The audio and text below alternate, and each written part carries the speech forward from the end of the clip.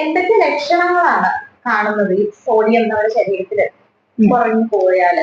അപ്പൊ ഞാൻ എന്റെ നോർമൽ വാല്യൂ നേരത്തെ പറഞ്ഞു 135 തൊട്ട് 140 വരെയാണ്. അപ്പൊ ഈ 135 താന്നു പോയി കഴിഞ്ഞിട്ടുണ്ടെങ്കിൽ ഒരു 130 ആയാലും ചിലപ്പോൾ സിംറ്റംസ് ഒന്നും പ്രൊഡ്യൂസ് ചെയ്തില്ല എന്ന് വരാം. അതിൽ താഴെ പോയി കഴിഞ്ഞിട്ടുണ്ടെങ്കിൽ ചിലപ്പോ ക്ഷീണം, അമിതമായിട്ടുള്ള ക്ഷീണം ഉണ്ടാകാം, ഓക്കാനം, ഛർദില് പോലെയുള്ള സിംറ്റംസ് ഉണ്ടാകാം, അമിതമായിട്ടുള്ള തലവേദന വരാനുള്ള സാധ്യതയുണ്ട്.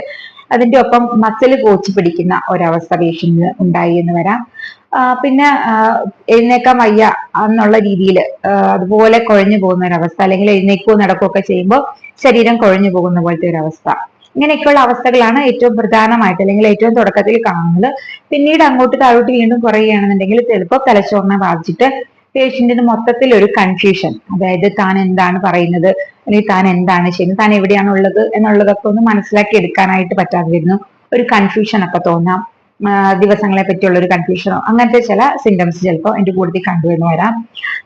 അതല്ലെന്നുണ്ടെങ്കിൽ ചിലപ്പം ഒരു ഇറിറ്റാബിലിറ്റി, ഒരു റെസ്റ്റ്ലെസ്നെസ്, ഒരിടത്ത് സ്വസ്ഥമായിട്ട് ഇരിക്കാൻ പറ്റുന്നില്ല, അങ്ങോട്ടും ഇങ്ങോട്ടും പരക്കം പാഞ്ഞ് നടക്കുന്ന ഒരു അവസ്ഥ, അങ്ങനെ ഒരു റെസ്റ്റ്ലെസ്നെസ് ഈ ഒരു പേഷ്യന്റ് കാണിച്ചു എന്ന് വരാം.